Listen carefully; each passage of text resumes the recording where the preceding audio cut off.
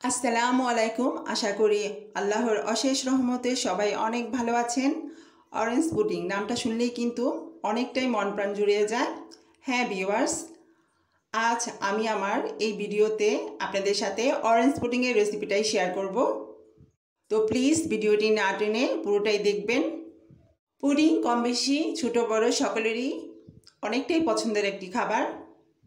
এই প্রাণ জোড়ানো ও খুবই সুস্বাদু এই অরেঞ্জ পুডিং প্রচণ্ড গরমের দিনেও কিন্তু মনে অনেকটাই প্রশান্তি এনে দেয়।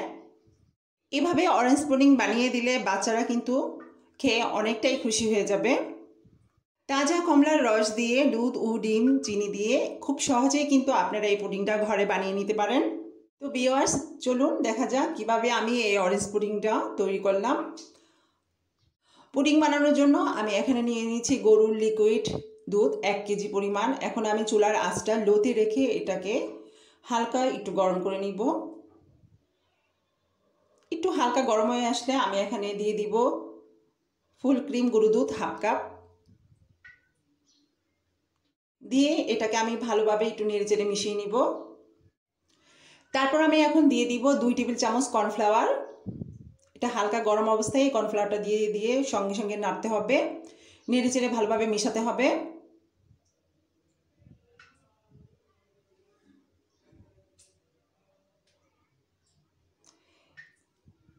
কর্নফ্লাওয়ার দেওয়ার পর দুধটা যখন 2-3টা বলক উঠবে তখন দেখবেন এটা ঘন হয়ে আসছে, তখন চুলা অফ করে দুধটাকে ঠান্ডা করে নিতে হবে।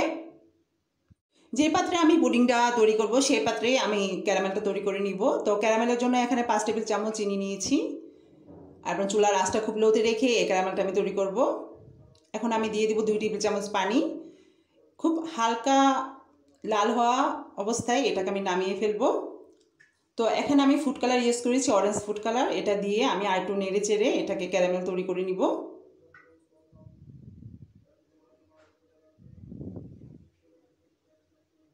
দেখুন আমার ক্যারামেলটা রেডি। এখন এটাকে আমি ঠান্ডা হওয়ার জন্য রেখে দিব। পরবর্তী ধাপে আমি এখন একটি মিক্সচার বল নিয়েছি আর নিয়েছি আধা কাপ চিনি আর 3টা বড় বড় ডিম। তো ডিম 3টা আমি ভালোভাবে ফেটিয়ে নিব। এখন একটা হ্যান্ড বিটারের সাহায্যে, আপনার ইচ্ছে করলে ইলেকট্রিক বিটারও ব্যবহার করতে পারেন, হ্যান্ড বিটারের সাহায্যে আমি অল্প অল্প করে চিনি দিয়ে এই 3টা ডিম ভালোভাবে ফেটিয়ে নিব। চিনিটা আমি একবারে ঢালবো না, অল্প অল্প করে দিব, এইভাবে ফেটিয়ে নিব।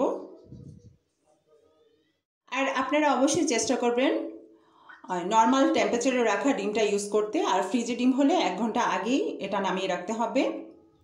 এভাবে বিট করতে করতে একটা সময় দেখবেন চিনিটাও গলে যাবে এবং মিশ্রণটা অনেকটাই ঘন হয়ে আসবে।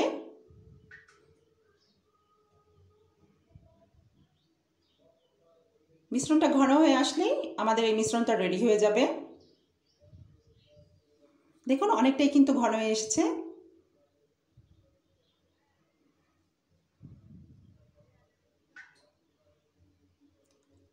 তো এই পর্যায়ে আমি দিয়ে দিব অরেঞ্জ ফ্লেভার 1 চা চামচ। এটা দিয়ে আমি আরও কিছুক্ষণ নেড়ে চেড়ে এটাকে আর একটু ভালো করে মিশিয়ে নিব। তো এখন আমার মিশ্রণটা প্রায় রেডি। এখন আমি এই মিশ্রণের উপর ঠান্ডা দুধটা চালনিতে চেলে নিব। আমার দুধটা কিন্তু পুরোপুরি ঠান্ডা হয়ে গিয়েছে। এখন এই চালনিতে আমি ঠান্ডা দুধটা ছেঁকে নিব, খুব ভালোভাবে ছেঁকে নিব। আর ডিমের মিশ্রণের সাথে এই দুধটা ভালোভাবে মিশিয়ে নিব।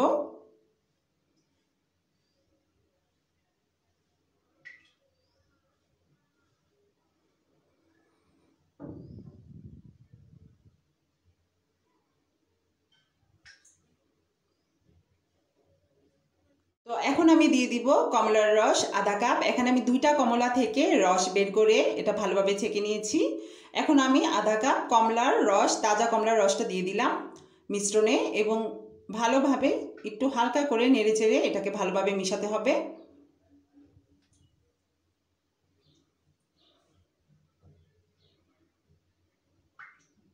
তো আমার মিশানো প্রায় হয়ে গিয়েছে। এখন আমি যে পাত্রে ক্যারামেলটা তৈরি করেছিলাম এই পাত্রে আমি পুডিংটা বানাবো। তো ক্যারামেল পাত্রটি ঠান্ডা হয়ে গিয়েছে। এখন আমি দুধের মিশ্রণটা এই ক্যারামেল পাত্রে ঢেলে নিব। খুব আলতোভাবে ঢেলে নিতে হবে।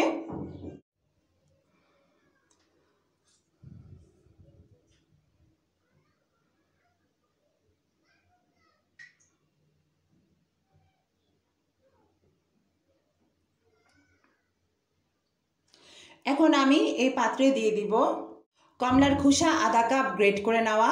এই গ্রেট করা না কমলার খোসাগুলো আমি উপরে একটু সাজানোর জন্য ছড়িয়ে দিব। এটা দিলে কিন্তু, এটা অবশ্যই দেওয়ার চেষ্টা করবেন, এটা দিলে কিন্তু এটার ফ্লেভারটা আরও ভালো হয়।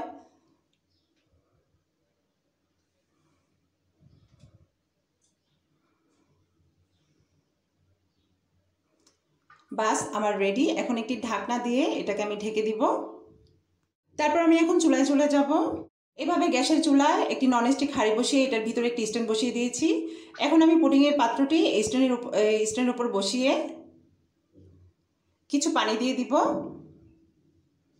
পানিটা এমনভাবে দিতে হবে যাতে পুডিংয়ের পাত্রটি পানিতে অর্ধেকের চাইতেও নিচের দিকে থাকে। এভাবে পানি দিয়ে পাত্রের ঢাকনাটা এভাবে বন্ধ করে দিতে হবে, ছিদ্রটা বন্ধ করে দিতে হবে। এভাবে আমি মিনিমাম 30 মিনিট এটাকে ভাপে রেখেছি। তো 30 মিনিট পর আমি ঢাকনা খুলে দেখব এটা কতটুকু হয়েছে। তো এভাবে একটা কাঠির সাহায্যে এটা ঢুকিয়ে দেখব এটা হয়েছে কিনা। তো কাঠিটা দেখুন ক্লিন এসেছে, তার মানে এটা হয়ে গিয়েছে।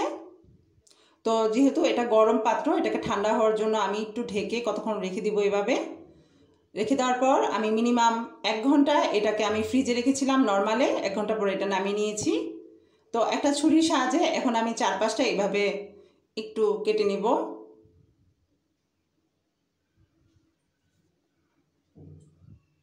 তারপর একটা প্লেট দিয়ে এটাকে উপর করে আমি ঢেলে নিব।